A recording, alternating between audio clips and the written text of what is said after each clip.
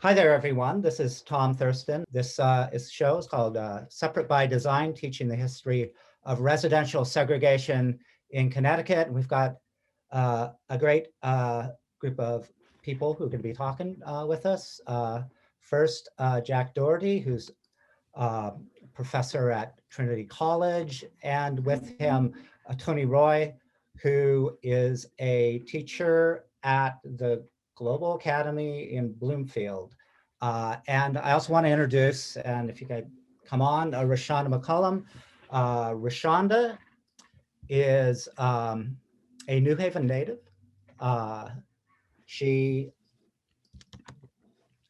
was born and raised in New Haven, first generation college graduate, has devoted her life's work to educational advocacy on behalf of Black, Indigenous, and other students of color, young people, and those in other historically marginalized communities.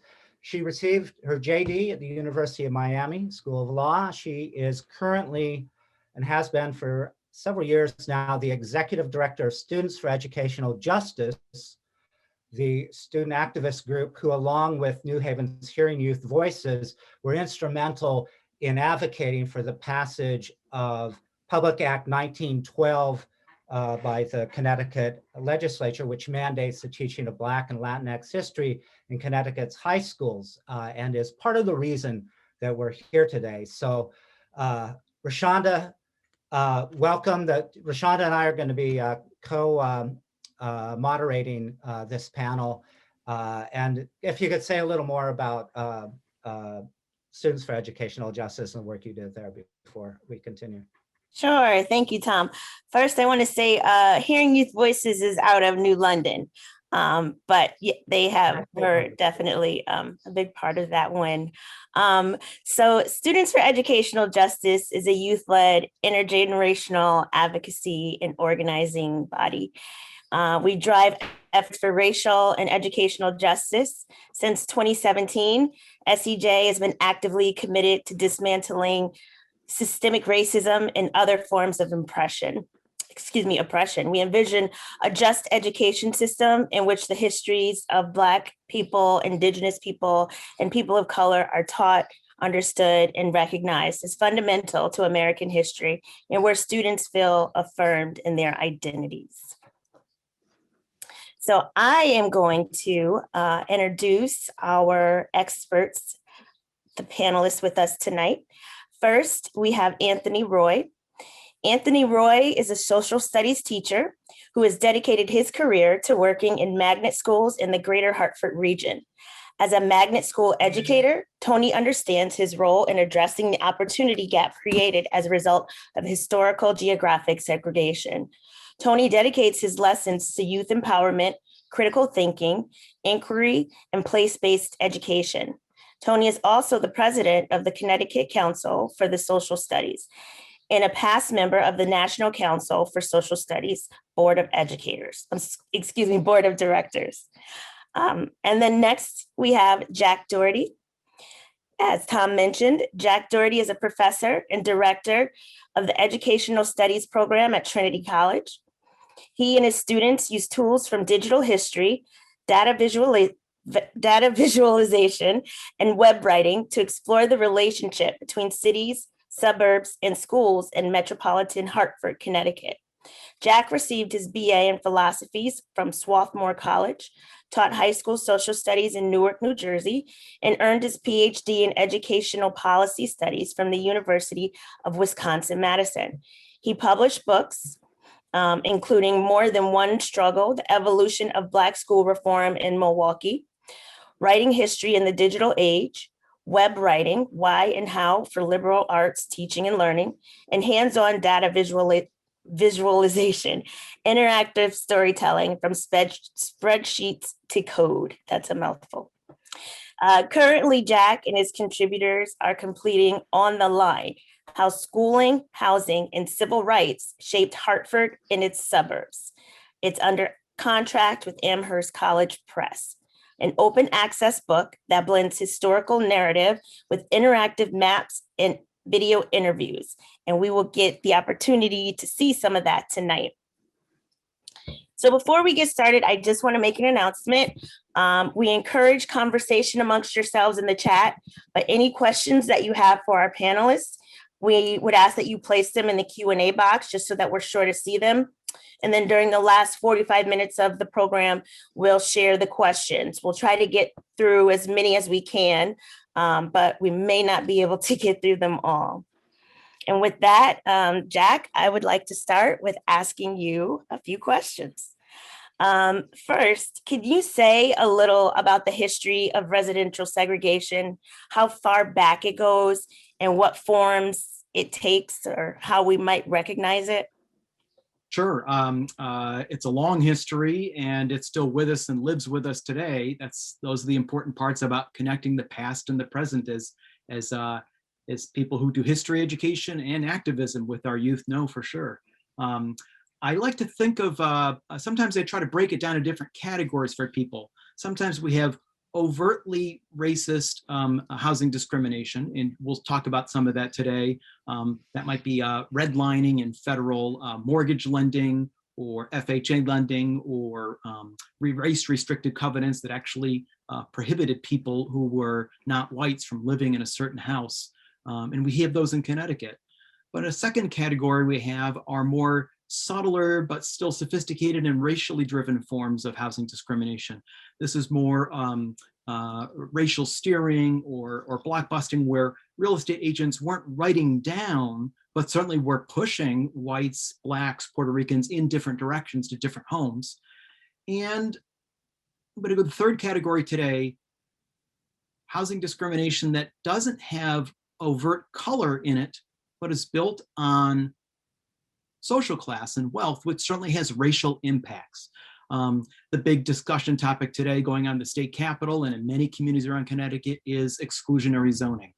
And if we look at the language of that, it was designed by town leaders and lawyers not to mention race explicitly, but to set building requirements set up by land requirements that segregated by wealth, which certainly has racial impacts in Connecticut today. So I think about those three categories when I try to make sense of the broad scope of housing and racial residential segregation in Connecticut.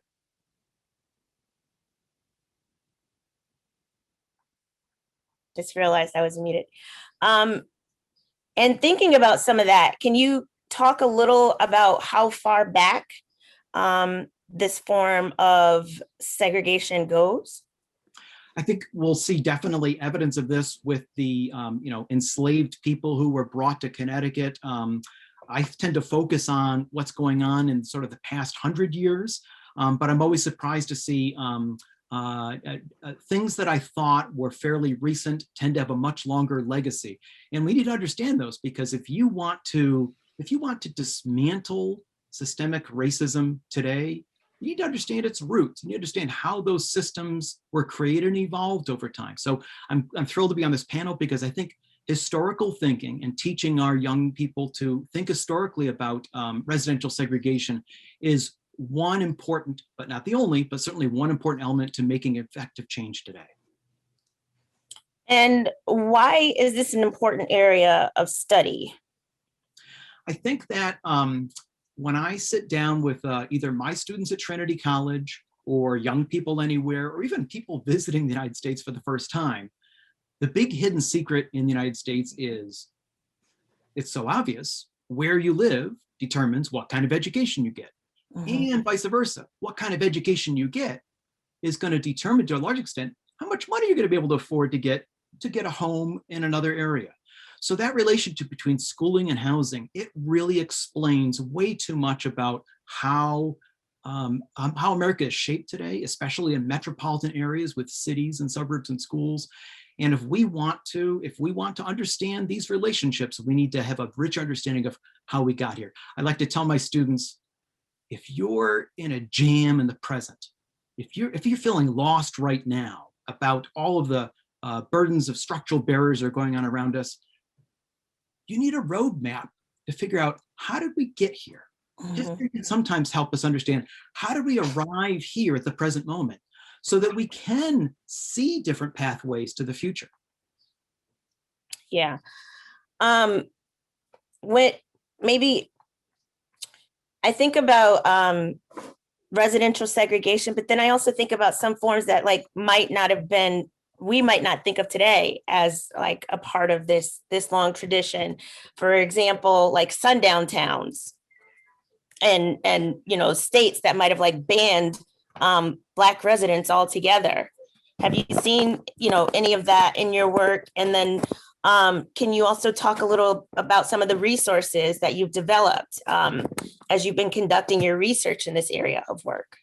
Yeah, Rashanda, I think our co-panelist Tony wants to talk more about sundown towns in particular, so I'm going to hold off on that for him. Do you mind if I share my screen? Because as I told you all, I made a page for today with some of the resources that are especially meant for teachers to use. Is this a good time to share that screen and just talk about a couple of those? Sure, that'd be great. Great, let me click that button. Stick with me here.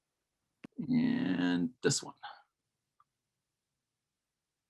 Great. So we have an open access book that my students at Trinity College and several other contributors and we've been writing. It's taken a number of years now. And while we're slowly writing it, we actually share the chapters of the book online with the public so that people can read it and use it and make use of it today. There's a particular chapter in the book near the end all about teaching segregation in Connecticut. And this is the one where I made, especially for today, I try to explain a bit more about, we've made a lot of interactive maps and digitized documents and soon to come more videos available in this open access book about On the Line, about housing and schooling segregation and civil rights challenges to it in Connecticut.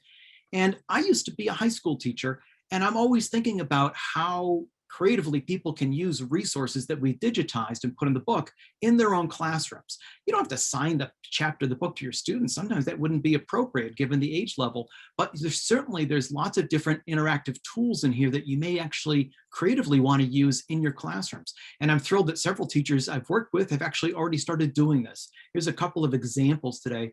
And this is the kind of thing I'm sharing because people like Rebecca Fuhrer, I believe she's on the call from the Teach at Connecticut at CT Humanities. She and her colleagues and others have been trying to make more of these inquiry-based resources available and to try to create more of them, especially to make good on the promise of Black and Latino studies in our public school curriculum in Connecticut. So I'm hoping that some of these resources that people will use and share and maybe share their wonderful creative teaching ideas with others. Here's one that I know might catch your eye, Rashonda. This one here is a map we made years ago about neighborhood change. And a good inquiry-based lesson is starting with a question like, how have neighborhoods changed in Connecticut from 1934 to today? And the nice thing about this map is that these side-by-side maps of 1934 and the present, you can zoom in and look at different neighborhoods and see how they've changed, at least the aerial imagery over time. You can even go to specific areas that we've designated in the Connecticut that we put in ahead of time. I'll bring up another one here. This is what the I-84 interchange looks like in the Parkville neighborhood of Hartford. You can see the interstate highways here that have sort of taken out what used to be housing and so forth. And this opens up great questions that students can ask. You can have activities that sort of ask them to sort of like, what's your school address? How does it look then and now? Your home address then and now, follow the path from home to school. What do you notice? What's different? What's similar? This is teachers like Josh Blanchfield and others have actually used this resource with their even younger students to sort of help them sort of like see historically through pictures. And I think that helps us start asking those deeper questions about what might have caused neighborhood change, or what things can't we see, but we want to know more about that aerial photos don't tell us. There's another set of maps we have here that a lot of people around the country have been using, and these are referred to as the redlining maps.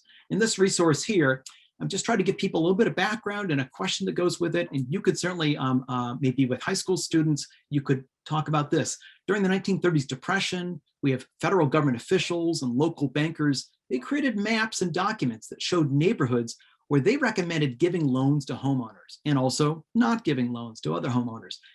Years later, we call these redlining maps. They were secret at the time. Most people didn't see them till recently, but the redlining maps used color coding to sort of show what the federal lenders and the bank lenders, local banks, were recommending for different levels of neighborhoods. So a big question here is, if students look at these maps, what factors influenced the neighborhood ratings as far as they can tell. And we've taken one of these here. This is for the Hartford area. I'll get to Connecticut at large in a second here.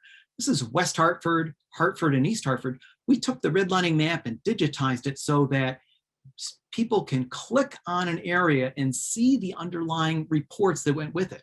Here, for example, is what the redlining map creators in the 1930s wrote about this area here. We think of this as sort of the Blue Hills area, B15 of Hartford today. But if we look at the actual report, you can sort of see what were the people in the 1930s who had economic power, how were they describing this neighborhood, and how did they rate it and so forth. This was not the lowest rating, but we can certainly see that they didn't just look at the buildings there. They looked at the demographics and the racial and ethnic and economic characteristics of people who lived there. In other words, people got redlining. Your mortgage availability depended on the kind of people living in your neighborhood, not about your individual ability to pay back a loan.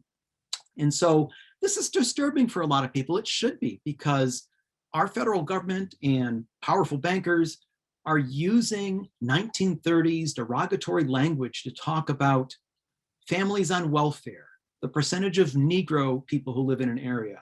And even here, they'll say things like, in the federal documents, this area was given over to, quote, the Hebrew race, meaning Jews were moving in, although, quote, the better class Italians are also moving there now.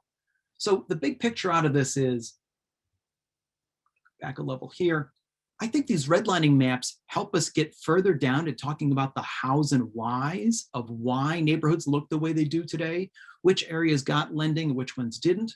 But I think we need to be really mindful of I'll go jump to this here, of how, if you're teaching about the history of segregation, you're going to be exposing students to harmful words, harmful images, racial, ethnic, economic stereotypes. And we've got to make sure that we don't allow our lessons to reinforce those negative stereotypes. We need to, at the same time we're teaching this troubling history, we need to teach students to recognize and disrupt these inequalities. And that means educators, we have a big burden because we're trying to do a lot of things at once. If you want to explore more of these redlining maps for areas in Connecticut, we're thrilled that my colleagues at the Mapping Inequality Project have digitized as many as they can for the US so far. And that includes redlining maps for New Britain, New Haven, Stamford area, Waterbury, Darien, and New Canaan. There are redlining maps for Bridgeport and New London, Connecticut. They haven't been digitized yet, but you can use this resource to go and show those with your students and download those if you wish and have them explore those. There's suggestions for more reading for all of these as well. If anyone wants to see more of the interactive maps we've created so far, we've just created some more maps just about, well, we have race restrictive covenants. We have where money went, where home values changed over time. And then the whole complicated issue of zoning. How much land did different towns require people to purchase to build a single family home? That shapes so much of Connecticut today, but it's so hard to understand without a map. So we have some brand new zoning maps we've just published this week. I'm also a big fan of using things that aren't maps, such as city directories. You could do a great activity with just trying to figure out who lived here, like who lived in a specific house or who lived on a street, maybe a street that's near the school. Which residents stayed over time? Which residents moved? If we compare different streets in different areas, what are the different rates of stability or turnover? What do they tell us about different neighborhoods? And what might have caused those things? If you've never worked with city directories, and a lot of our young people have never seen these things, they're the things that existed before the internet, when you actually wanted to know house by house, in most cases, who lived there, and often what their occupation was of often the head of household, usually the male in charge of a house. It doesn't include every single person, but it has a much better sense of who lived on certain streets over time, and you can follow them year by year. And I explain here how you can get access to those city directories through public libraries and other connections. I have other sort of simulations about how to help young people understand the history of segregation if they've never bought a home or rented an apartment before, because housing is hard to teach even to 20-somethings, let alone teenagers, if they've never personally experienced what it means to search for a home that you can afford. So I put a link in there to a home and school shopping simulation that I do with my students on the first day of class at Trinity College. And I bet you some people could adapt that to make that work with middle school or high school students. And also I have recommendations on oral history interviewing to sort of make those intergenerational connections and to find more of those stories and bring those alive. Tony Roy may talk more about his experience with that in a bit. And also just if you're trying to keep up on the latest reading of what's in the news about residential segregation in Connecticut, we have some fabulous reporters in Connecticut who've been covering these stories. And I'm just trying to give a shout out to those at the New Haven Independent, the Hartford Courant, and the Connecticut Mirror. Check out this is just what they published recently, but check out their ongoing coverage about residential segregation stories in Connecticut. So I'll stop sharing the screen, but I hope that's a flavor of the different types of resources that I think teachers will find helpful. Thank you. So just a couple of questions. Presuming we have some students joining us tonight. When you talked about the hows and whys areas look the way they do today, what have your students found most surprising as they look at these resources and materials to help learn more about the way that these communities are comprised? Here's a couple different things that's surprising to me. I'm still trying to figure out what's surprising to my students or people first time doing it. Remember, I've been doing this for, I've lived here 20 years now, trying to make sense of all this in Connecticut. I'm still surprised every day. Here's something that surprises me. Those redlining maps I showed you just a minute ago, you'll see those all over the place just in the past 5 years. They've been on book covers, magazines, because they're getting much more attention now. And when I dig further into this, the redlining maps clearly reflect the prejudices of the time. But a lot of historians have pointed out they didn't actually cause as much housing segregation as you might think. They're very colorful maps. They're color-coded. They're from the 1930s. You can see where they were not rating neighborhoods high because African Americans lived there or other working class immigrants lived there. But it's more subtle forms of housing discrimination tools that seem to have shaped more of Connecticut. I'll go back to zoning. The word zoning used to put me asleep. Just the Z's made me sort of conk out because it was always so boring. I never understood it until recently, where people really, and this goes out, shout out to people at the Connecticut Fair Housing Center, the Open Communities Alliance, Desegregate Connecticut, 3 activist organizations that are advocating for more fair housing opportunities. They and others over the years have been teaching me to look more closely at a particular requirement in zoning. What's the minimum amount of land that's required to be purchased to build a single family home? And all of a sudden the math started making sense. If a town wants to make itself more exclusive and raise its property values, what can it do? It can write in rules that are still perfectly legal under Connecticut law that basically require so much land, 1 acre, 2 acres of land to be purchased for a single family home, that it makes it automatically unaffordable. They can even prohibit by writing in the rules certain ways, and we've seen how they've done this from the 1920s onward, write in rules that make it either impossible or much more difficult to build multifamily housing. Could be duplexes, could be triples, could be small apartment buildings that are just much more affordable because you can have people with shared roofs on land. This is extremely controversial in Connecticut right now. That's what people are arguing about in Woodbridge and other towns around the state. But I think we need to understand the roots of this, because if you want to dismantle systemic racism and other ways, other power structures that shape Connecticut, then you really need to understanding what are the roots of these systems? How do these systems work? And housing, which binds all of us together and shapes so many opportunities, if we don't make time for it in the curriculum, then no one teaches about it. You just kind of like learn housing because it happens.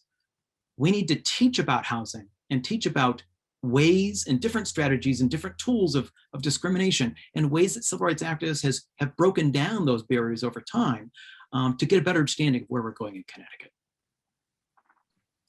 Thank you. That actually leads me to my next and probably last question for you. I saw on the site that you have a section for recent news on residential segregation in Connecticut. My question is, can you talk about what's happening now to combat some of the injuries caused by this form of segregation? Yeah, and this is briefly, definitely talk with the activists and the advocates who are working on this in the issues. But briefly, every time that activists get another form of housing discrimination beaten down, not erased, but just beaten down, we always have different ways that people who with privileges exert their power. So, my long-term view is, over the years, especially with the 1968 Fair Housing Act, more overt ways of racial discrimination in housing have been beaten down. They're not erased, but certainly you're much less likely to see overt written in documents, or to some extent, you're less likely to see overt racial steering cases of that in places like in Connecticut. But there's always ways that people with privilege find ways to enforce their privileges. And so the tools of housing discrimination, they kind of shift, they change over time. I think it's really hard for people to grasp because you think there's only one enemy, but the enemy changes decade by decade. It sort of changes shape. And I think that's what historical thinking can teach us, is sort of like looking for power and how it expresses itself differently over time. I think the battles today over exclusionary zoning are very heated, but I think they're right at the moment showing us what's going on when housing activists are sort of taking on rules that don't mention race or religion or nationality explicitly. That's not, look at zoning laws. They were written by lawyers to never mention those words, but certainly they clearly have racial and economic impacts on who can afford to live where. Yeah, I think what you're describing is systemic racism. The enemy, or is ever changing. It's deeply embedded within the system that allows this to prevail. Well, thank you very much. We have more questions for you, I'm sure, from the audience, but at this time, I will turn it over to Tom Thurston, who will have some time with Tony Roy. Thanks a lot, Rashonda. And thank you, Jack, as well. Hey, Tony. Hello. Good Thank to you so see much you. for having me here. Good to see you. This is when I want to talk about teaching and how you're kind of taken this and really using it in the classroom. But before I jump right into it, I want to say a little about what our plans are for this initial webinar. Is that I know there are a lot of teachers out there tuned in because that's what you're kind of thinking about and you have an interest in this, and it kind of fits in with a lot of ways that you can talk about the history of Connecticut and the US. And what we are planning to do following this during the summer is have a series of about 3 meetings that are curriculum development meetings for teachers. We'll spend about 90 minutes each, and this will be over a 4 to 6 week period. We haven't set the dates yet. I'd like to hear from teachers who are interested, and then we can use that to kind of negotiate what would be good times for everyone. We're going to make sure there's a modest honorarium to the teachers who are involved, because you're professionals and you deserve to get paid for your work. First thing to do is contact me, thomas.thurston@yale.edu, and I'll get back to you with a form, and we can figure out times and places. If you have more information, of course, contact me. You contact me doesn't mean that I'm just going to assume you're in. You may just be asking questions. Anyway, having said that, I also want to mention that our really co-sponsor, they're not here except in spirit, because Rashonda and I are very much engaged in working with them, is the Anti-Racist Teaching and Learning the Anti-Racist Teaching and Learning Collective, kind of based out of New Haven, but really it's a statewide organization of teachers, students, educators, scholars, everyone who's kind of interested in this great challenge about how we work with the new state curriculum, how we develop meaningful curriculum that kind of meets this kind of vision of teaching a broader, more inclusive history that includes histories of Black and Latinx people, as well as many other people who are kind of left out of the curriculum. Tony, like I say, it's great to see you. We've known each other for a while. You're part of the Sierra Leone collective, group of teachers who work with teachers in Sierra Leone here. And I met you when you were teaching at Connecticut River Academy, and was just blown away with the work that you're doing there.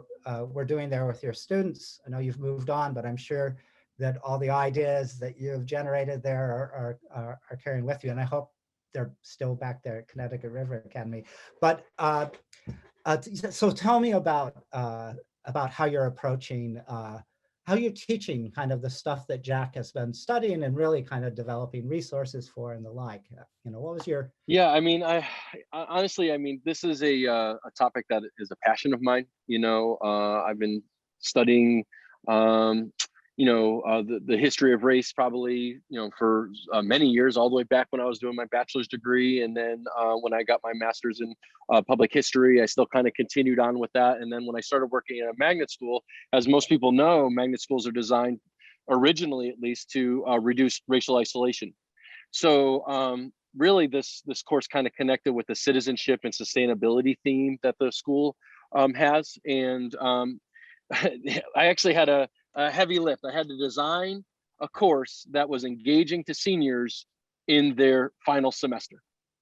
So as you know, seniors tend to check out. So I was thinking to myself, well, how is it that we can engage 17, 16, 17, 18, 19-year-old students in like critical, real, authentic learning right before they're getting ready to graduate.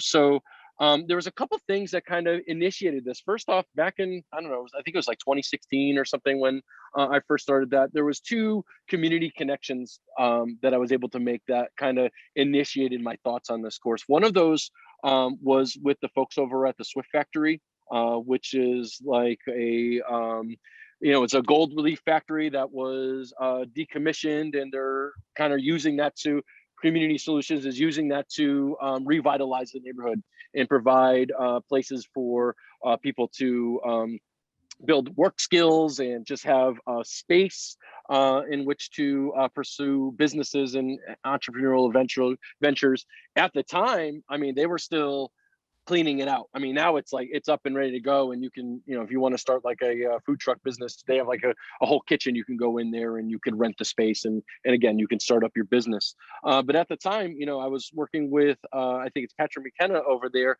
and we went for a tour. That was like one of the early things that we did with this course. And the reason for that is like when you're able to connect young people with place, that is the bedrock of democracy, right? When you can get a student to see a place, go to a place, and then recognize it later and say, oh, what? I actually kind of feel welcome there because I've been there. That actually opens up a lot of doors in terms of opportunity for the future, in terms of our democratic society. So that was one of the connections. Yeah. And go ahead. You're fortunate though, because with a magnet school, I mean, you likely have students who are from that neighborhood, but others who are not from that neighborhood. So in some ways they get to kind of be a spokesperson for that. Does that kind of, you feel? Yeah, no, you're 100% right. So, at our school that I was at before, and most magnet schools, they have, 50% of the students, let's say, are from the Hartford region or from Hartford, the city of Hartford, and everyone else is from surrounding towns. So you have this really interesting situation where there are some people that only have heard about the city of Hartford or New Haven or Bridgeport or Waterbury from what they've heard from friends and family, right? So there's already like a little bit of a stigma that's in there. But then there's people that live in these communities and they also have the negative stigma about their hometown or their home city. So, I mean, one of the things I was trying to do is to break down that stigma, right? But at the same time, we're trying to teach about, housing discrimination. We're trying to teach about fair housing. So the other connection that I ended up having was with the Fair Housing Center. And at the time they were doing this thing called the Fair Housing Tour. I read about it in the newspaper. I'm old school. I still get like the paper newspaper to my house. I read about it. I highlighted it, you know. But very anyway, sad. so I know it's crazy. So we actually we were very fortunate to be able to arrange for transportation to go on this fair housing tour. And, you know, you'd be driving through, you know, the different neighborhoods, because there's 17 neighborhoods in Hartford. You'd be driving through, and then you'd be going down Scarborough, which is an area which is very affluent. It's like one street over from the governor's Every mansion. Scarborough in the country is affluent, it seems. Maybe that might be the case. And then you would go right around the corner, right? I'm telling you, like 500 feet away, and there was the projects. I mean, they've been since demolished, which, you know, obviously is good because they're run down and there's new, more affordable housing that's being put up in that area. But just the juxtaposition of those two things, I mean, just caught students' attention. And then from there, we were able to start looking at, well, how is it that the decisions from the past shape housing equity today? So we were looking at redlining, we were looking at race restricted covenants. Thank you for ConnecticutHistory.org for all the research and resources that they put up on their website.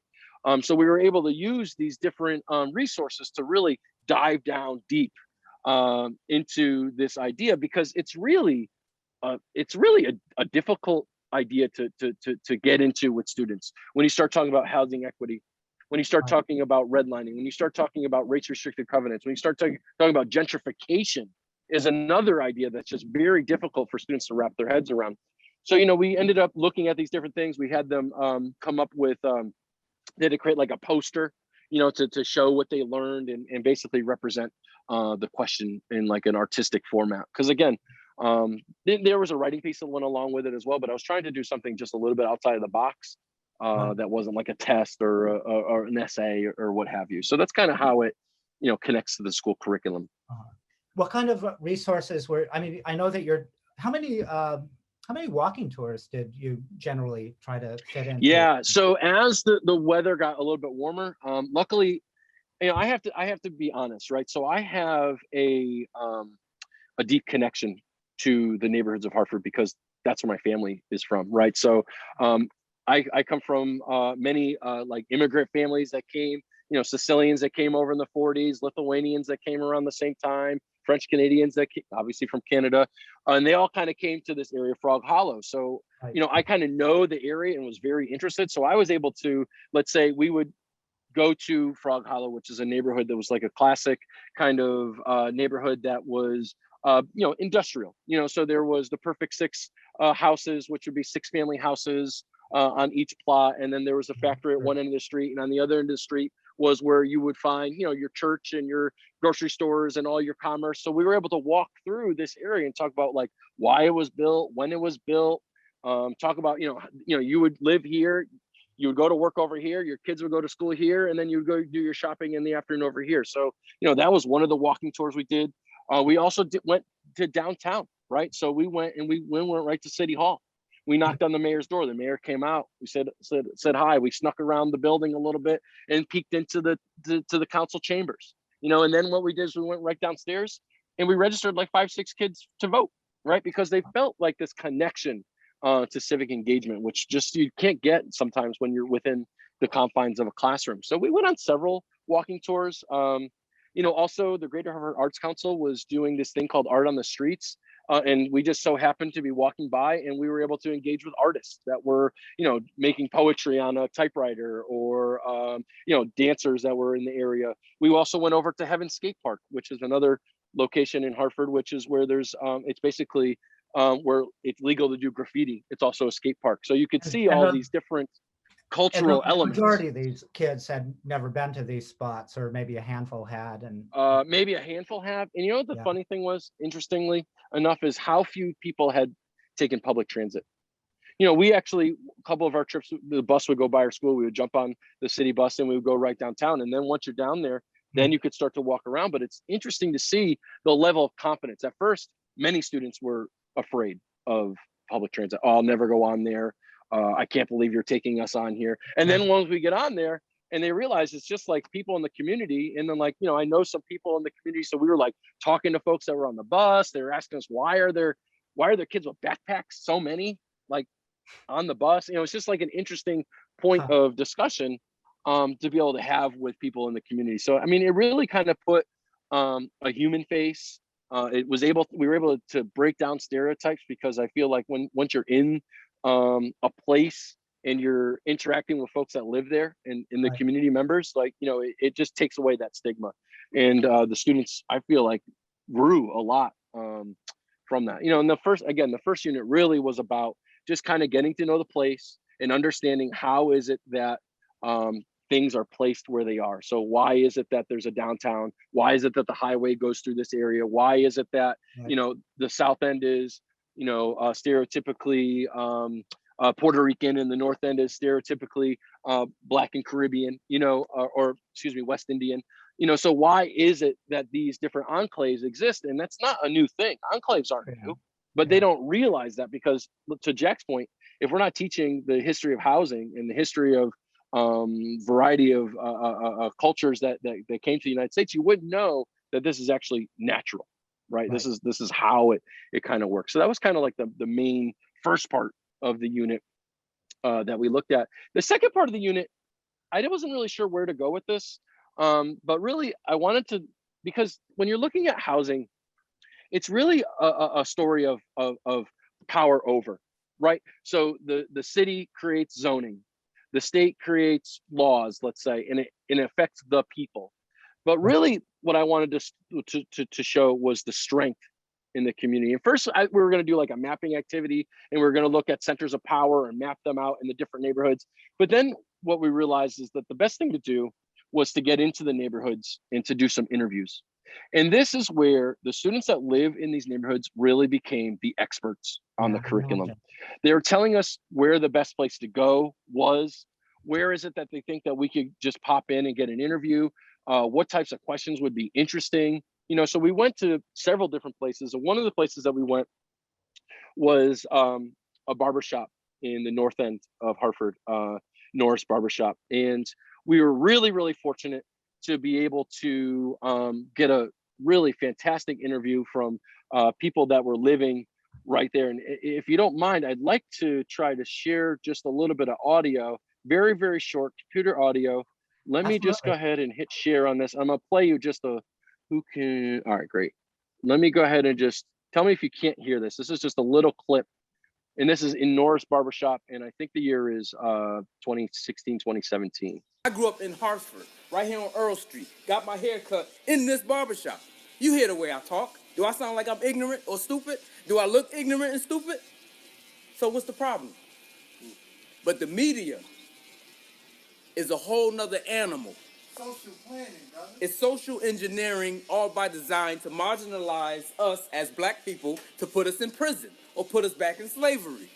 That's what it's all about. It's about economics, that my brother speaks so eloquently all the time. It's about economics. Economics, economics, economics.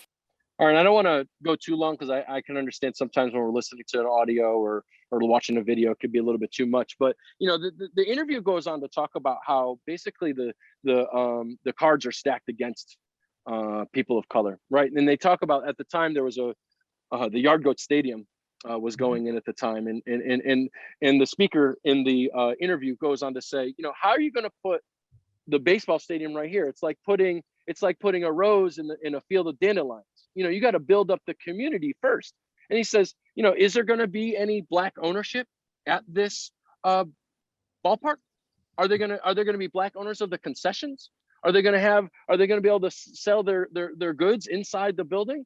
And it was just a way for students to just kind of think differently about, their neighborhoods and the decisions that people are made. But at the same time, again, it puts this whole human spin on who are the folks that are living there. I don't know. For me, it kind of pulled back the veil on my eyes a little bit to first off see, how well connected my students were to their community. Right. I don't know why I didn't think that, but they were very well connected to the community. And at the same time, there were students that were living outside of the Hartford area that were able to get this like human view of what it's like to be on Albany Avenue, which is in the North End, or Park Street, which is another great interview, but I won't share that with you now, which is known as like the Puerto Rican center of Connecticut. That's what the interviewee said, and was really talking about how, in the second interview, was really talking about how people from neighborhoods, from the surrounding areas are view Park Street as a dumpster, and they actually come and dump garbage right on Park Street, and that's not their garbage that's there, that's other people that are dropping that off. I mean, so again, it was just another opportunity for young people, and I'm again 16, 17, 18 years old, to really get involved with the community and learn what's going on. Now, I'll have to tell you, there's another great benefit of all these trips: the food, right? We would stop Sure. in at, you know, the local place, and we would get beef patties, you know, at Golden Crust, which, if you know anything about Jamaican food, and I know I Okay. just say Golden Crust, I know that, I know that's not, you know what I mean, I know that's a chain, I get it, you know what I Yeah. mean, it's not, anyway, I could go on and on and on. Or we're going to get some empanadas over on Park Street, or we're going to get ice cream at Capitol Ice Cream on Capitol Avenue, right? Or I mean, even just to sometimes just to stop at like something local, like a Dunkin' Donuts. I know that the students just love this. Well, first off, they love food, but they love this idea of engaging with the community. And it was just really just an amazing opportunity to learn from the students. I was a student in their class many times, and it was Sure. just a really great time. Yeah, I was going to ask about that. So, so like, for example, with the barbershop, I mean, once your student had led you there, was that something that you just kind of put, how much influence did your students, how many years did you teach this? I taught the class for about 4 or 5 years. 4 or 5 years, yeah. So you're able to go through a number of iterations of it. And I just wonder how much, you know, did the students kind of help in kind of refashioning the way you did it, just based on their expertise and their knowledge? Well, I think the first thing you have to realize is that I employ student-centered education as often as possible.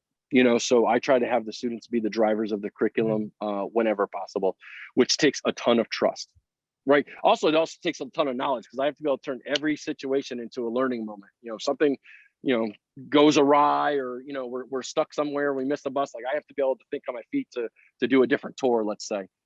You know, but I mean, quite often the students were the drivers. I mean, especially that barbershop. I told you in the pre-session, you know, how we ended up getting there. I don't want to go too much into it right now, but you know, we went on a divergent path where everyone else went to a park, and we went to the, you know, in a small group went to the barbershop. You know, and a lot of times, go ahead. What's that? So I said it's good to have flexibility. It's good to kind of, you know, give a little. Yeah, and I'll tell you, parks are another great asset. You know, I was trying to just show people like the gems that we have. But like, if there's teachers on this call, they might be thinking, well, that's great. Tony Roy can throw kids on a trolley and do all this stuff, but how does this apply to my everyday classroom? Right? And it does apply to your everyday classroom, especially if you're teaching like a US history course.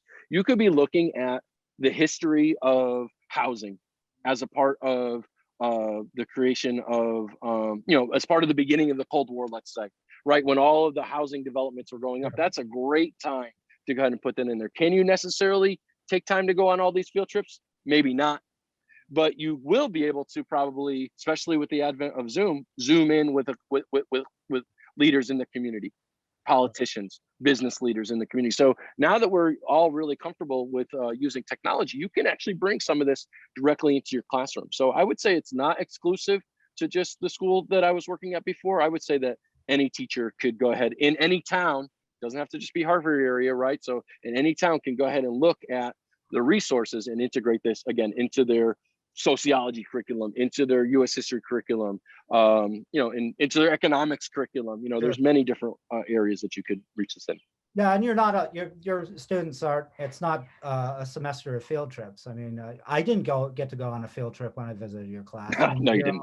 And you know, I mean, then that's, you know, the other question I kind of had is that is you have the whole kind of you know, city of Hartford itself as kind of your book, but I mean, in the classroom, what kind of resources are you kind of using to kind of introduce them to kind of like yeah, that's a great point. I kind of came up with a little bit of a list so I wouldn't forget. You know, honestly, I was a little bit, I'm kind of a fan being on this call, because I'm here with Jack, because we used On the Line for sure.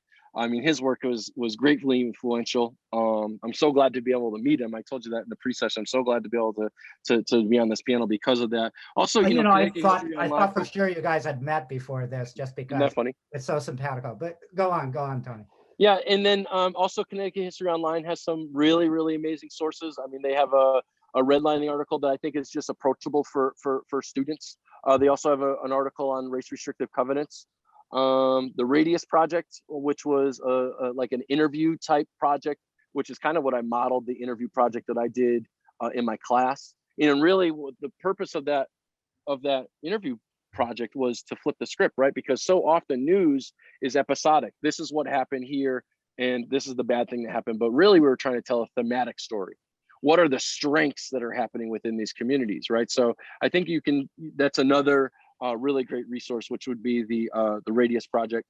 Also, the MAGIC, the Map and Geographic Info Center that UConn put together, is another really, really wonderful resource. And honestly, you could type in, what are you trying to teach? Redlining? Type it in, boom, boom, boom. It comes. There's like hundreds of sources that are out there now, especially more now than there was maybe in even 2015, 2014, 2013. You know what I mean? So in the last 10 years, the amount of resources that have become available to teachers to teach this topic, right, to really delve in deep with this topic, has been amazing. Another really great thing was this activity called Progressive City Planners, which is done by Learning for Justice, formerly Teaching Tolerance.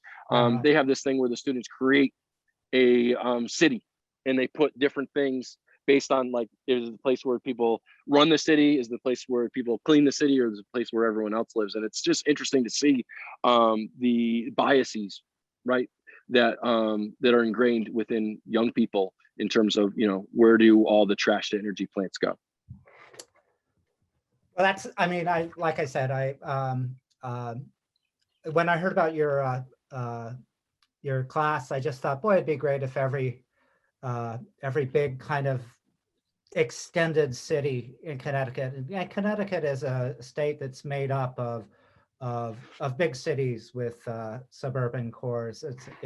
Hartford reminds me very much of Bridgeport and New Haven and New London, and all the states. There's this kind of structure of this relationship between the suburbs and the kind of central city. So I do have one more resource. If I could just jump in, one more resource that I want to put out there. I have to give the shout out because they were like so fundamental to the course, which is the Hartford History Center, which is at the Hartford Public Library.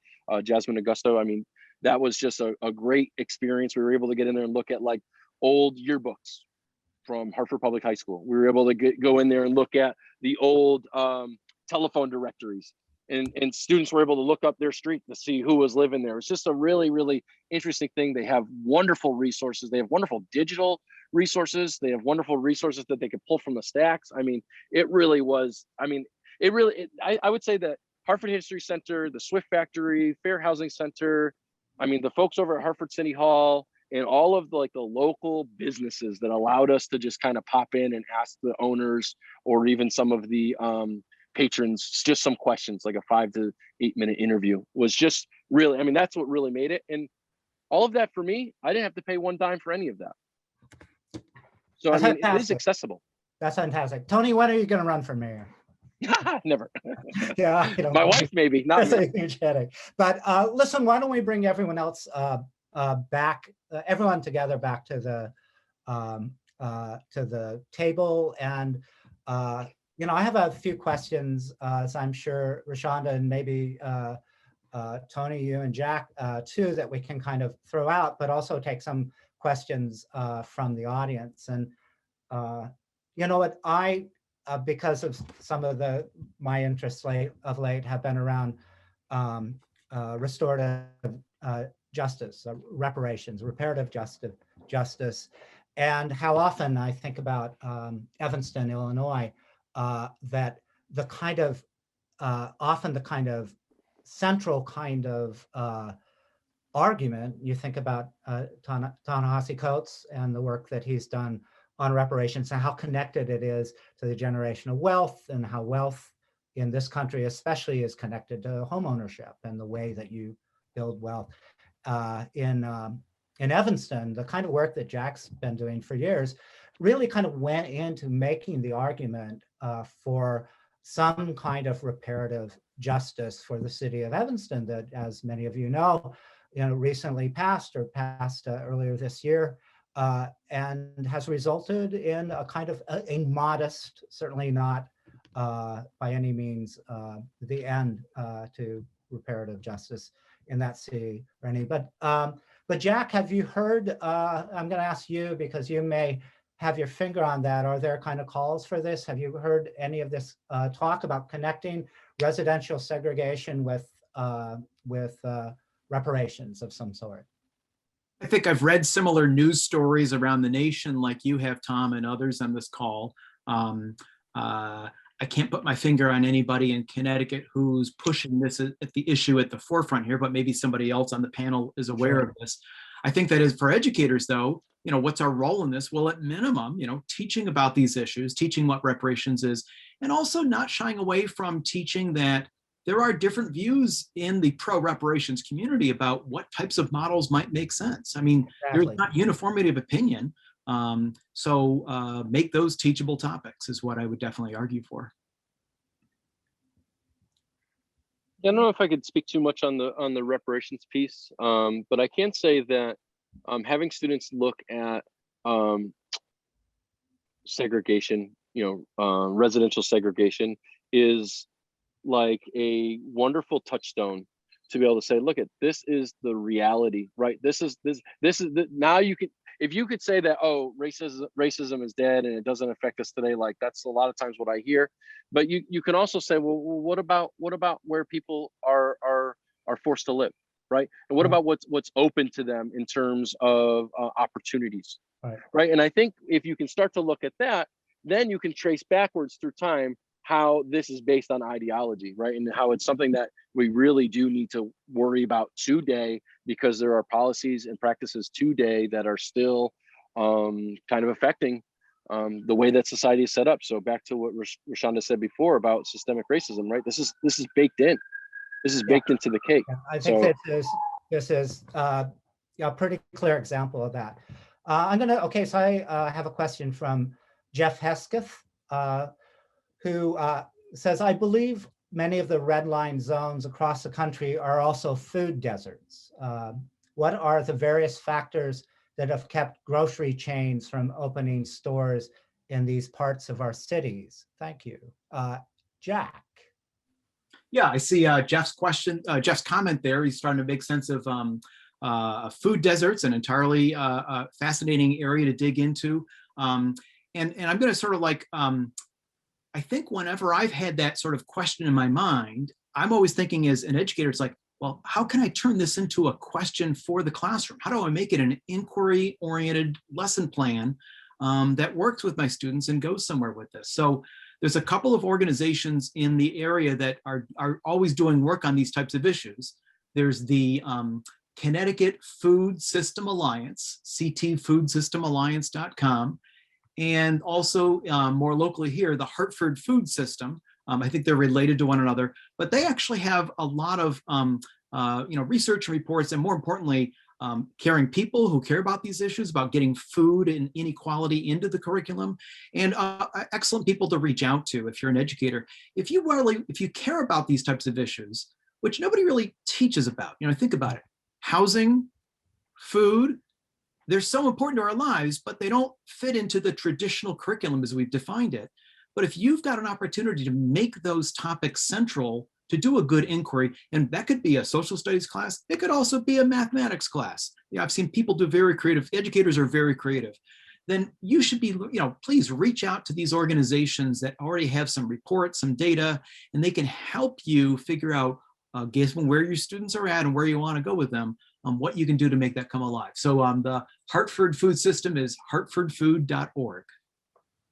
Thanks. And, it reminds me that a few years back, my wife and I did a kind of tour of all of the grocery stores in New Haven. I had a few basic food items that we went around and saw what is the price of each of those. In addition to that, looked at how the architecture of grocery stores and, which stores are open. You can come and go from, entrances, and your entrance is also your exit, and which ones are, kind of funnel people in and then kind of surveil them as they come out. And it was really kind of illuminating to see how that kind of architectural as well as price differentials. And needless to say, often it's the store in the poorest neighborhood that you're paying the most for food that's often of subpar quality. that's something that I think might be interesting to do. And if you can't go out and do that, is maybe do it with partners at schools in different part of the city. I have another question from. Oh, just really quickly, I want to Go comment ahead, on yeah. that one, just really fast. So I was fortunate enough to teach a class called Food Systems, and it was a combined class between social studies and science. And basically, one of the questions that we looked at is, how does where you live impact what you eat? So students would go ahead and look at their own neighborhood, and they would map out where are all the different food locations. And then we had them actually on their own time go in there and take pictures of the food that's available and how much it costs. And they brought it back in, and then they did a comparative analysis of what was available to them. And this was a course that we taught with 9, 10, 11, and 12. So it was kind of a mixed grade class. And the reason I bring that up is because I don't really know about the causation, but I can definitely say that there's a correlation for sure between the access of food and the amount of money, let's say, that's available in a community. I will also say that there's a lot of work that's been going into this. I mean, some of the solutions that people have come up with are, let's say, like community gardens is one thing. There's also a program that was piloted right here in Connecticut, which was basically a double food stamp type program where you would go to a food market, or excuse me, like a farmer's market, and your SNAP card would have double credit for anything that you bought. So that was just another really innovative way that folks were trying to end this problem. But again, I can't really speak to the causation, but I can definitely speak to the correlation.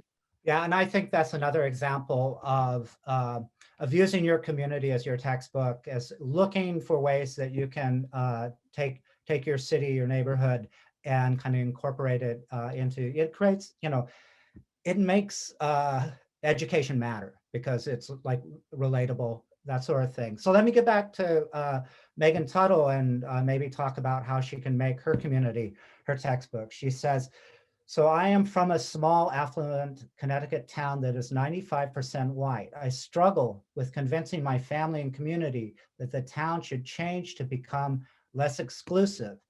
How do you think locals can create change in communities like this? This is a big question. I think, well, Jack, you talked about several initiatives that have been ongoing over the last, currently, really, in some communities in Connecticut.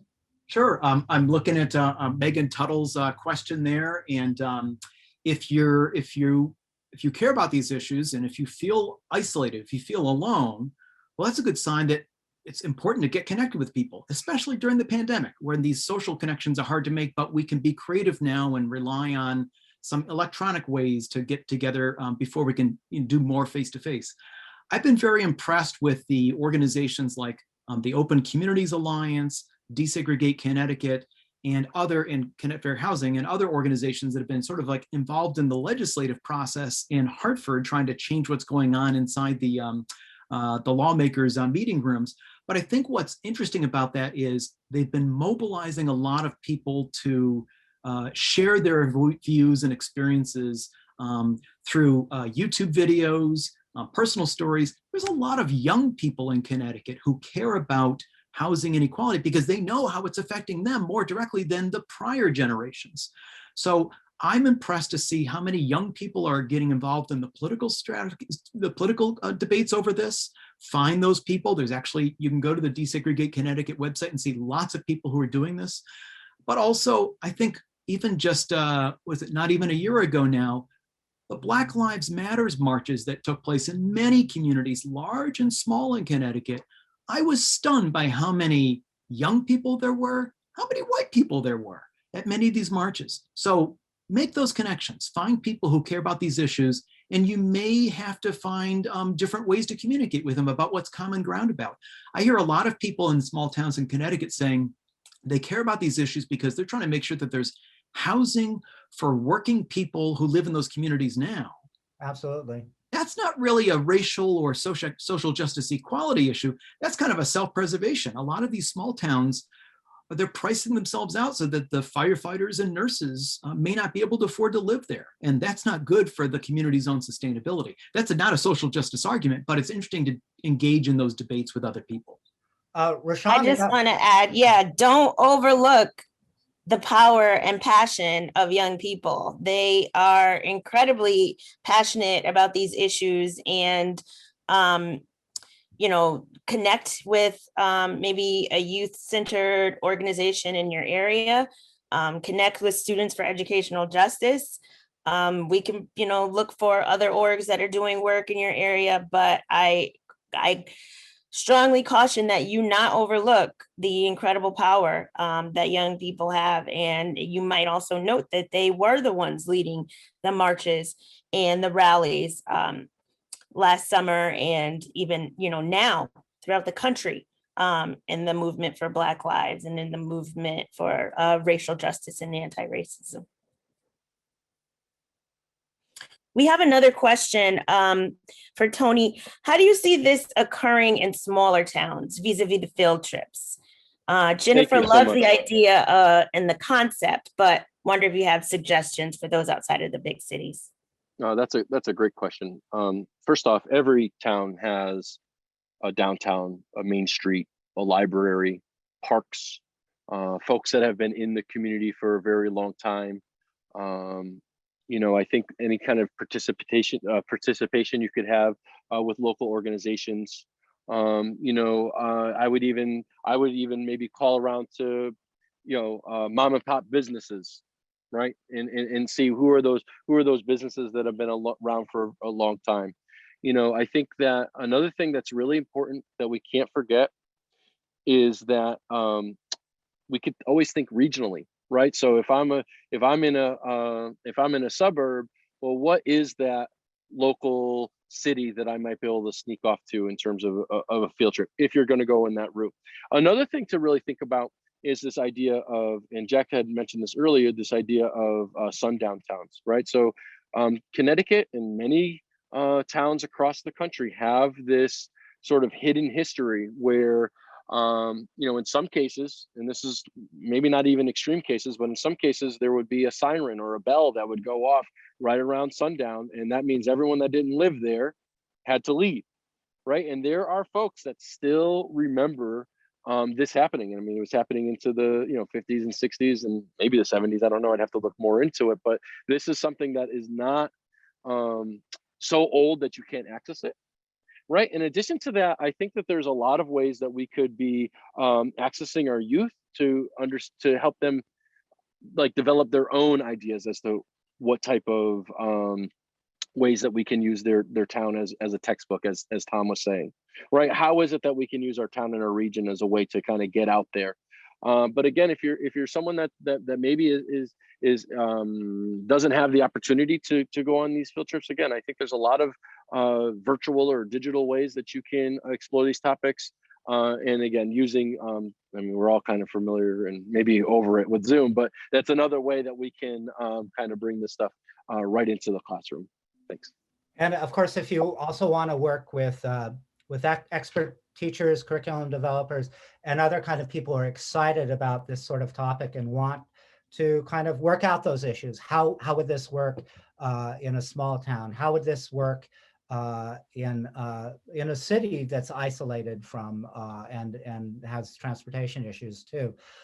Join us. I mean, send out, get in touch with me at my email address. We want to put together a team of enthusiastic, dedicated teachers who want to start tackling those things and want to figure out and work together to find ways that that you can teach about your town, teach about residential segregation, that history, and also the struggles that have gone into trying to end it. And there's been a lot of pushback. I think it's going to be important for people to realize that each town and each community is going to have to look at this a little bit differently, right? So I was at a magnet school, so that was my audience, right? So we had suburban and urban students together, right? So I was just recently contacted by a high school that's in an urban community, and they want to replicate this course. And they said, "Oh, can we get the curriculum?" And I was like, "Yeah, sure." But then the more I thought about it, like that's not serving their particular population and their particular students' needs. So again, I think that each community, each school maybe might have to have a little bit of a different approach. And some of that might be, how ready is your school to delve into these topics, right? Because sometimes we could touch a nerve. And I think that the teachers need to be ready to be able to handle that, right? They've done enough introspection to be able to deal with really sensitive topics. And they also have to guide their students along the way to be able to get into these, again, controversial topics. And then of course, parents, administrators, right? So there's a lot of layers to this whole thing, especially for public school educators. It's probably different in, upper, like let's say colleges or what have you, where you can just basically almost talk about whatever you want. But in high school, we do have a little bit of uneasiness, let's just call it, in terms of pushing too hard when it comes to systemic racism. So, I mean, just to be clear on that. And I just want to reiterate what Tom was saying. For those teachers who don't necessarily have experience, but would like to begin teaching, some of this work, and to do so with an anti-racist lens, I encourage you to reach out to the Anti-Racist Teaching and Learning Collective. There are a number of wonderful, amazing, dedicated teachers throughout the state who have been doing this work in some capacity, like Tony, creating their own course and, teaching their students and finding unique ways to do so. I want to just shout out to Ruth Terry, who is one of the steering committee members. Earlier, when we were talking about ways in which to engage students, she teaches this. I believe she's a high school English teacher, but she teaches some of this through art. And through the power of art, she's able to address issues related to systemic racism. I also want to note, maybe even referring back to Megan's comment earlier, Lori wants to uplift the power and importance of voting, the ways in which voting can impact what happens in the smaller towns. I mean, the majority of Connecticut are smaller towns. We have just a handful of large cities, but the rest of Connecticut is made up of these smaller towns. And so there's so much work to be done, and we can't overlook, those smaller areas where, they're not, the Hartfords, New Havens, Bridgeports, et cetera. And then there's a question about the color of law. Catherine wants to know why no one has mentioned that book. Yeah, there, Jack. That is by Richard Rothstein. Yeah, that's a wonderful introduction to the topic. It's on my bookshelf too. Yeah, I have it back at the office. Yeah, that's wonderful. Go ahead, Jack. I can respond to this one here, and this is Catherine Murphy. It's a great question.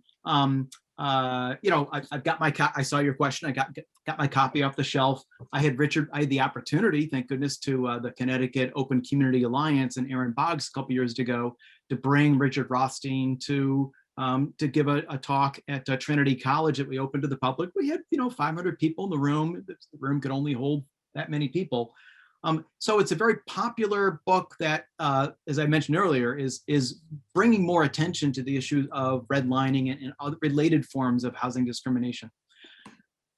But it's not the first book I turn to if I'm an educator trying to think of what's a good way to teach my middle or even high school students about these types of topics.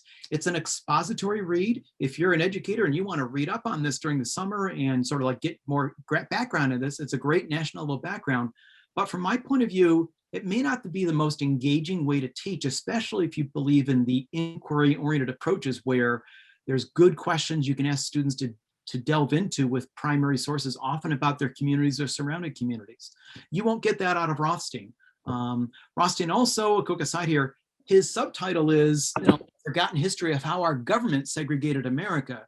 His focus, kind of like a lawyer, is really much on what did government do and to create all of this mess, which is a big, important, forgotten piece of the story.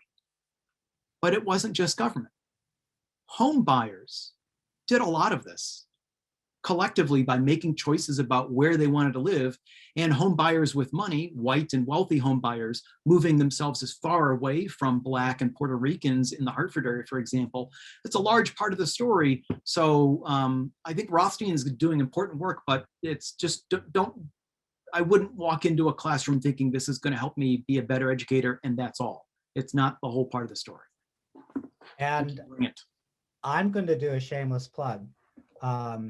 This is At the Boundaries of Home Ownership, Credit, Discrimination, and the American State by my daughter, Chloe Thurston, who is a professor of political science at Northwestern University. And her focus, and again, it's probably not a good classroom text, but if you want to kind of get another side to this struggle, this is about the way that local community organizations, from the 30s onward, fought back against these kind of struggles. In other words, how does community power work in kind of pushing against this kind of restrictive laws, which I think is important to remember when you're teaching any kind of big civil rights struggle. Is it's not always top down.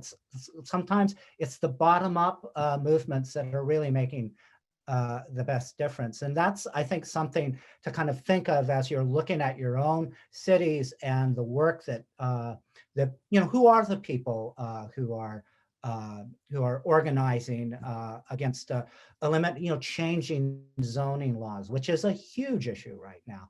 Who are the people that are doing that, and what kind of impact do those political struggles have? How are we doing? Oh, okay. Let's see. Okay, this is similar, kind of along the same line that we've been going from Catherine Dougherty. No relation. Okay. I thought it was another plug me. I am a member of a local research group in my town and would like to know if the panelists know of other smaller, predominantly white towns in Connecticut that have begun to look at racism in their towns. I mean, I know Newtown, for example. There's a group in Newtown, Connecticut, that I forget the name of their website, but something like, "Why are there so many white people here?"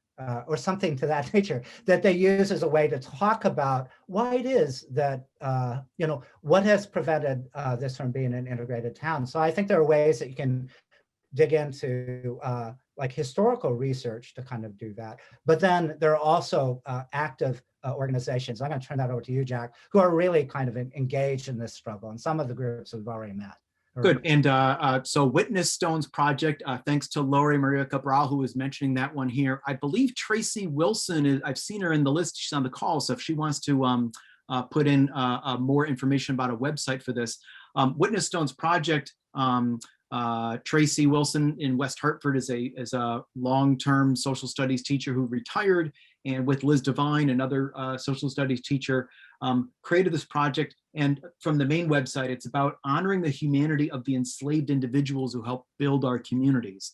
I think there's a large number of small white communities in Connecticut and elsewhere who can look deep at figuring out who built their town, or look at their towns or the region's relationship to the slave trade, and how to sort of like bring humanity to that today. I grew up in a really small white town in upstate New York in the 1960s and 70s. And I'm very aware that even within the confines of a predominantly all white community, we still can see tools of housing discrimination happening between whites of different economic classes.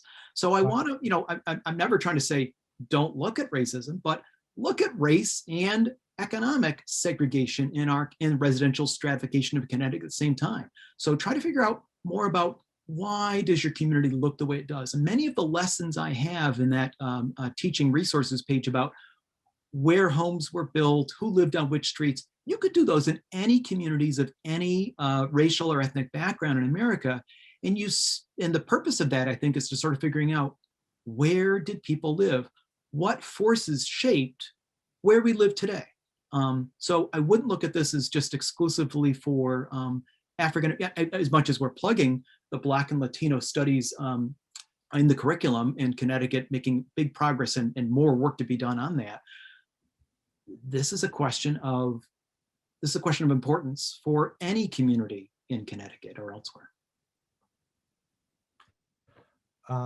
Okay, I have a question that Carrie Cashel Ward brought up. She asks, Tony, were you able to identify and talk about predatory type businesses that are located in some of the inner city neighborhoods and how they exploit residents of those neighborhoods? Was that something that I think that's a really great question.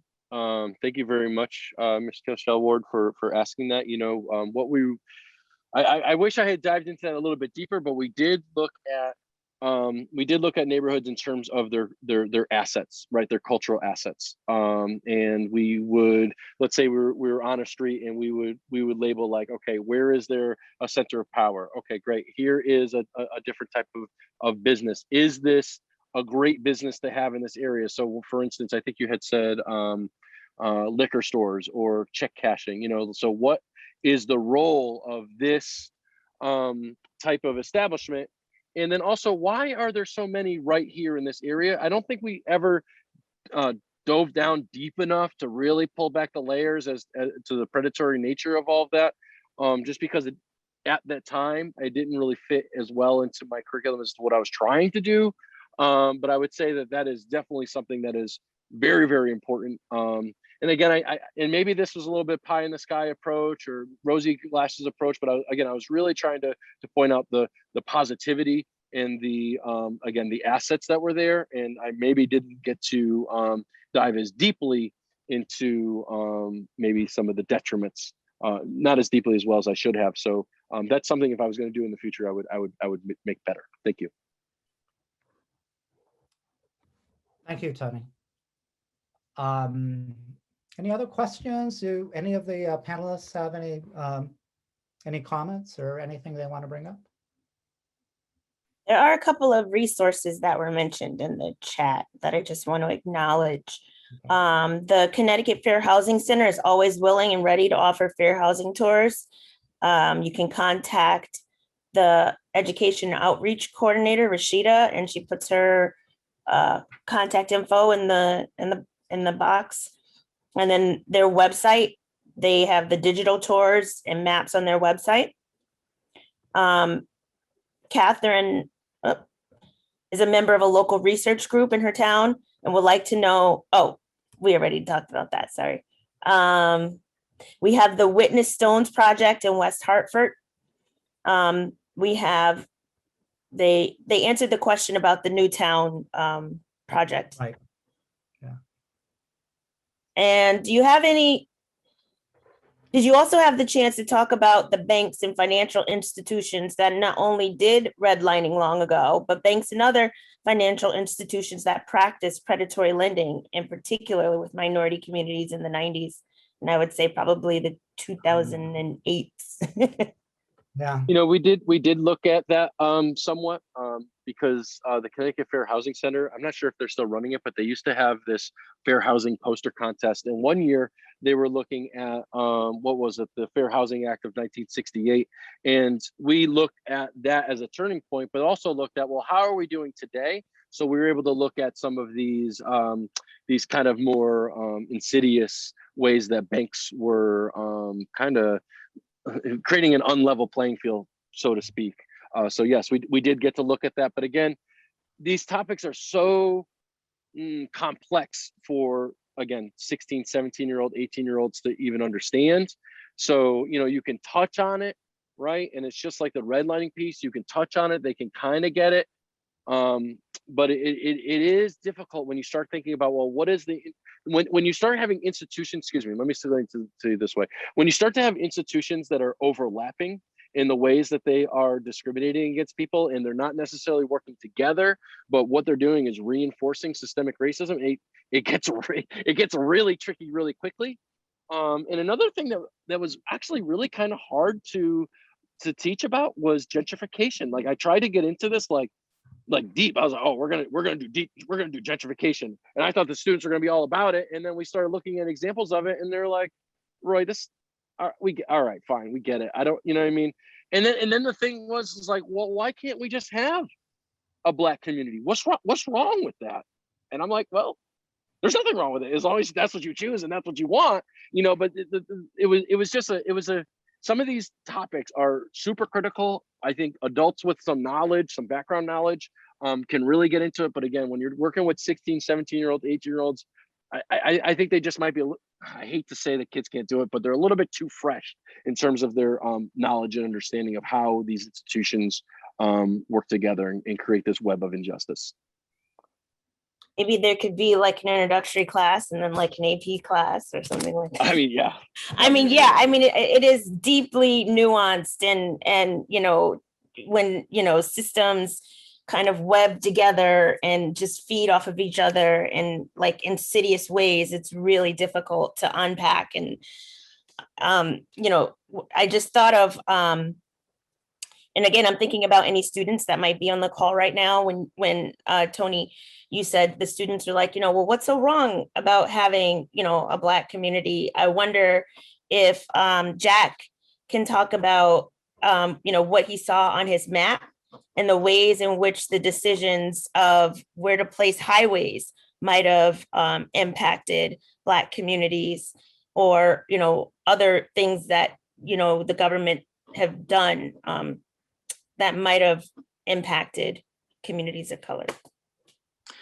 Yeah, Rashonda, I'll take that, but I was going to go in a slightly different direction. Okay, sorry. I'm just thinking about students who might be on and wanting them to, learn a little bit about. Well, here's where I end up feeling, especially like, you get to 6:30 p.m. It's been a long day, especially if you're a teacher, and teaching about structural barriers and structural obstacles and systemic forces, it can really be psychically overwhelming for the students and the teachers. It's really tough just to teach about barriers all day long. So I have been trying to deal with this for years and years just to sort of keep up my own morale, as well as to try to write a book that's going to engage audiences. And I end up making sure that the book I'm doing is we aren't just talking about the barriers. There's a whole section on challenging the power lines. And I get a lot of strength out of a chapter in there. It's only one of the first ones we've done so far, but it's about this 1970s group called Education/Instrucción. It is intentionally a multiracial, white, Black, and Spanish-speaking civil rights organization in the 1970s in the Hartford area. And what they did was amazing. And so we tried to bring their history alive as well, not just the barriers, but the people who are challenging the barriers. I'm really impressed, and I get a lot of strength out of looking at how different civil rights organizations over time came up with really creative ways to challenge the power structure. Like the people who first came up with the housing discrimination testing programs, where they would send in 1 week a white couple to a real estate office with the same economic descriptions of what they could afford, and the next 6 weeks send in a Puerto Rican couple or a Black couple with the exact same economic profile. And they would be taking notes under the table and writing down or recording afterwards what they were told and how they were steered in different directions. It's so simple, but you can't do it alone. You need a coalition of people to pull it together, just like people fighting now and today are trying to build coalitions. How did these people bring coalitions together in these different time periods? And what does that help us see today when we look historically at these things? So I'm just trying to make a big shout out there. I'll just put the quick chapter into the panel, to the attendees and everyone else. But it's like, look for examples of groups that came together, and whether they fully succeeded or not, what were they trying to do to make a change? That's what I think we need to do in our curriculum as well. Yeah, this reminds me very much of, like, if you're teaching about slavery, teach about resistance. Don't further victimize people that have been, oppressed. And besides this, you're only telling half the story when you're not talking about those people that are pushing for change. And as I said earlier, it's often those people right in those communities that are affected who are doing it and are involved in it now. Anyone else have are there questions pending?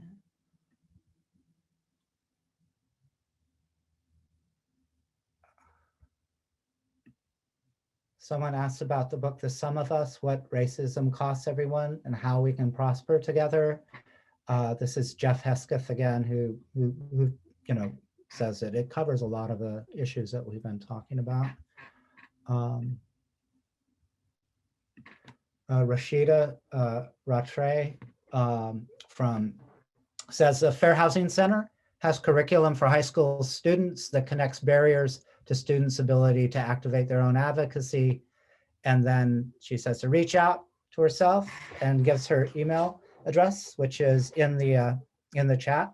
I, for one, I'm going to reach out to you because it would be great to have people from advocacy groups that could be a part of, some of these curriculum classes. And again, I don't want to sound like I'm hawking a set of pots, but I hope you can, those of you who are teachers, this will all be on Zoom, so you don't have to drive anywhere.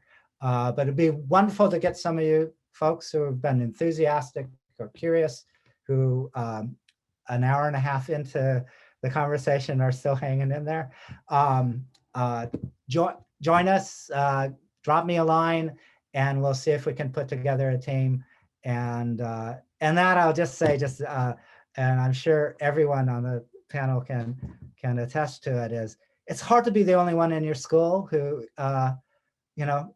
who thinks this matters. I know that that's not necessarily the case, but especially for small schools, that often can be the case where you feel like you're the only history teacher, social studies teacher who is like really serious about this stuff. There's lots of us out here in Connecticut. That's the great thing about the Anti-Racist Teaching and Learning Collective.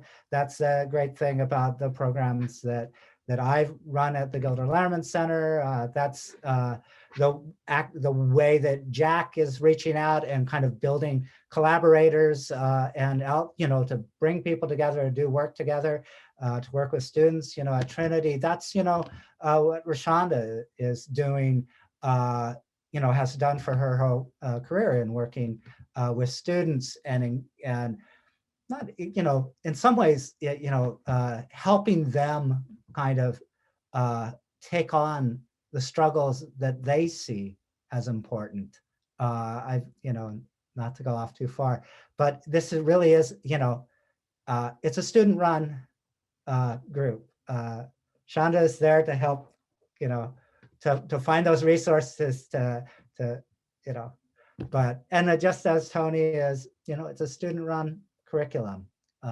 He's gaining, and everyone is gaining when young people are involved in these decisions. I think if no one has anything else to add, I say, do you want to all break and maybe have a late dinner? Oh, someone wants a quick comment, if I may. My two younger sons attend the Anti-Racist Teaching and Learning Collective at the recommendation of Students for Educational Justice, and they are learning a lot. Carrie Cashel Ward, thank you so much. And I hope they are interested in SEJ and want to join up. One of them is on our board. Oh! And you know him. Oh, do I? Oh, yes, I know Ward. Oh, man. Mrs. Cashel Ward. We'll have to talk later, but your son is like, he's amazing. He's amazing. Incredible. Yeah. They both are. Yeah. Thanks for the comment. And panelists, really enjoyed this. And here's a little sign off for us if you want to get in touch with any of us. And thanks again for being with us.